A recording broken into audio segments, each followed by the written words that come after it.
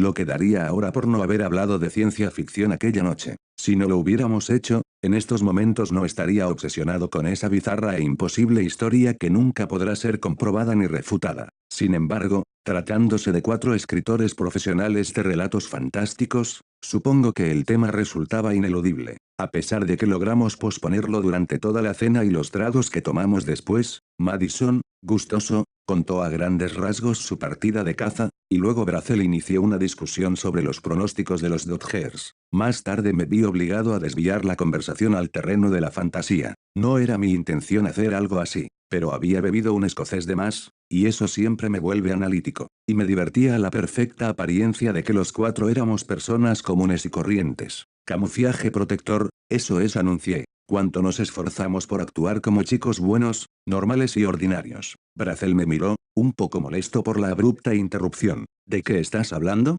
De nosotros 4, respondí. Qué espléndida imitación de ciudadanos hechos y derechos. Pero no estamos contentos con eso, ninguno de nosotros. Por el contrario, estamos violentamente insatisfechos con la Tierra y con todas sus obras, por eso nos pasamos la vida creando, uno tras otro, mundos imaginarios. Supongo que el pequeño detalle de hacerlo por dinero no tiene nada que ver, inquirió Brazel, escéptico. Claro que sí, admití. Todos creamos nuestros mundos y pueblos imposibles muchísimo antes de escribir una sola línea, ¿verdad? Incluso desde nuestra infancia, no. Por eso no estamos a gusto aquí. Nos sentiríamos mucho peor en algunos de los mundos que describimos, replicó Madison. En ese momento, Carrick, el cuarto del grupo, intervino en la conversación. Estaba sentado en silencio, como de costumbre, copa en mano, meditabundo, sin prestarnos atención. Carrick era raro en muchos aspectos. Sabíamos poco de él, pero lo apreciábamos y admirábamos sus historias. Había escrito algunos relatos fascinantes, minuciosamente elaborados en su totalidad sobre un planeta imaginario. Lo mismo me ocurrió a mí en una ocasión, dijo a Madison. ¿Qué? Preguntó Madison. Lo que acabas de sugerir. Una vez escribí sobre un mundo imaginario y luego me vi obligado a vivir en él, contestó Carrick. Madison soltó una carcajada. Espero que haya sido un sitio más habitable que los escalofriantes planetas en los que yo planteo mis embustes. Carrick ni siquiera sonrió. De haber sabido que viviría en él, lo habría creado muy distinto, murmuró. Brazel, tras dirigir una mirada significativa copa vacía de Carrick, nos guiñó un ojo y pidió, voz melosa. Cuéntanos cómo fue, Carrick.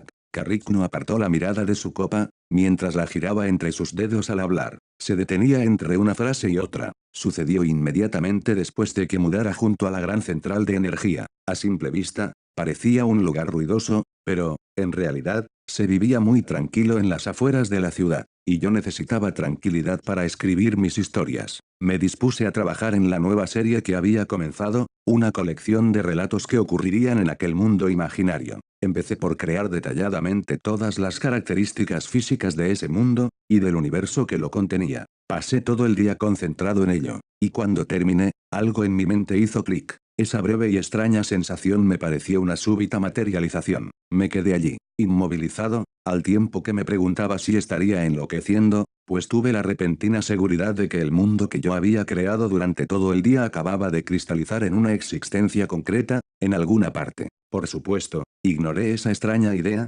salí de casa y me olvidé del asunto. Pero al día siguiente sucedió de nuevo. Dediqué la mayor parte del tiempo a la creación de los habitantes del mundo de mi historia. Sin duda los había imaginado humanos, aunque decidí que no fueran demasiado civilizados, pues eso imposibilitaría los conflictos y la violencia indispensable para mi trama. Así pues, había gestado mi mundo imaginario, un mundo de gente que estaba a medio civilizar. Imaginé todas sus crueldades y supersticiones. Erigí sus bárbaras y pintorescas ciudades. Y, justo cuando terminé, aquel clic resonó de nuevo en mi mente. Entonces sí me asusté de verdad, pues sentí con mayor fuerza que la primera vez esa extraña convicción de que mis sueños se habían materializado para dar paso a una realidad sólida. Sabía que era una locura, sin embargo, en mi mente tenía la increíble certeza. No podía abandonar esa idea. Traté de convencerme de descartar tan loca convicción. Si en verdad había creado un mundo y un universo con solo imaginarlos, ¿dónde se hallaban? Desde luego no en mi propio cosmos. ¿No podría contener 2 universos?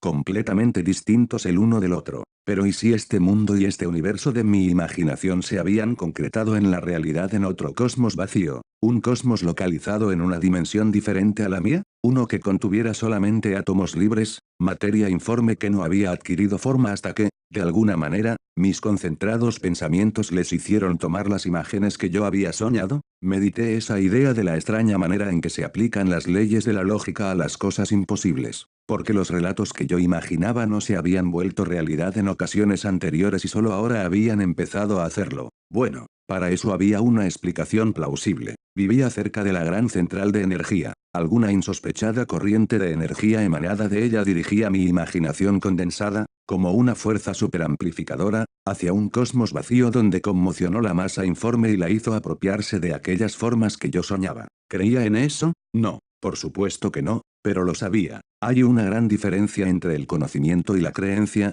como alguien dijo, todos los hombres saben que un día morirán y ninguno cree que llegará ese día. Pues conmigo ocurrió exactamente lo mismo. Me daba cuenta que no era posible que mi mundo fantástico hubiese adquirido una existencia física en un cosmos dimensional diferente, aunque, al mismo tiempo, yo tenía la extraña convicción de que así era. Y entonces se me ocurrió algo que me pareció entretenido e interesante. ¿Y si me creaba a mí mismo en ese otro mundo? ¿También sería yo real en él? Lo intenté. Me senté ante mi escritorio y me imaginé a mí mismo como uno más entre los millones de individuos de ese mundo ficticio. Pude crear todo un trasfondo familiar e histórico coherente para mí en aquel lugar. Y algo en mi mente hizo clic. Carrick hizo una pausa. Todavía contemplaba la copa vacía que agitaba lentamente entre sus dedos. Madison le incitó a continuar. Y seguro que despertaste allí y una hermosa muchacha se acercó a ti, y preguntaste, ¿dónde estoy? No sucedió así, respondió Carrick sombrío. No fue así en absoluto. Desperté en ese otro mundo, sí, pero no fue como un despertar real. Simplemente, aparecí allí de repente. Seguía siendo yo, pero, sin embargo, era el yo imaginado por mí para ese otro mundo. Se trataba de otro yo que siempre había vivido allí, del mismo modo que sus antepasados. Verán, yo lo había creado todo, y mi otro yo era tan real en ese mundo imaginario creado por mí como lo había sido en el mío propio. Eso fue lo peor. Todo en ese mundo a medio civilizar era tan vulgar dentro de su realidad. Hizo una nueva pausa. Al principio, me resultó sumamente extraño. Caminé por las calles de aquellas bárbaras ciudades y miré los rostros de las personas con un imperioso y acuciante deseo de gritar en voz alta, yo los imaginé a todos. Ninguno de ustedes existía hasta que yo lo soñé. Sin embargo, no lo hice. Sin duda, no me habrían creído. Para ellos, yo no era más que un miembro insignificante de su raza. ¿Cómo podían pensar que ellos, sus tradiciones y su historia, su mundo y su universo,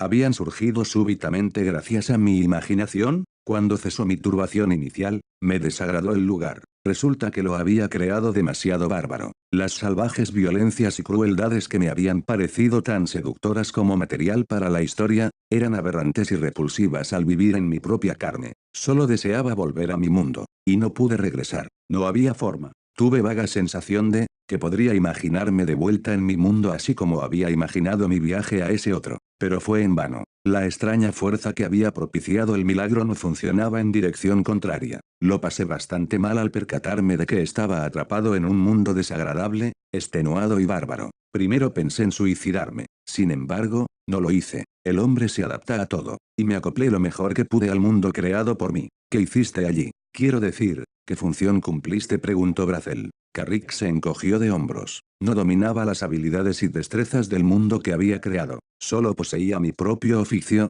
el de contar historias. Empecé a sonreír. No querrás decir que empezaste a escribir historias fantásticas. Él asintió, sombrío. No me quedó más remedio. Sin duda, aquello era lo único que podía hacer, dadas las circunstancias. Escribí historias sobre mi propio mundo real. Para esa gente, mis relatos eran de una imaginación desbordante, y les gustaron. Nos echamos a reír. Pero Carrick permaneció mortalmente serio. Madison llevó la broma hasta sus últimas consecuencias. ¿Y cómo te las arreglaste para regresar finalmente a casa desde ese otro mundo que habías creado? Nunca regresé a casa, respondió Carrick con un amargo suspiro.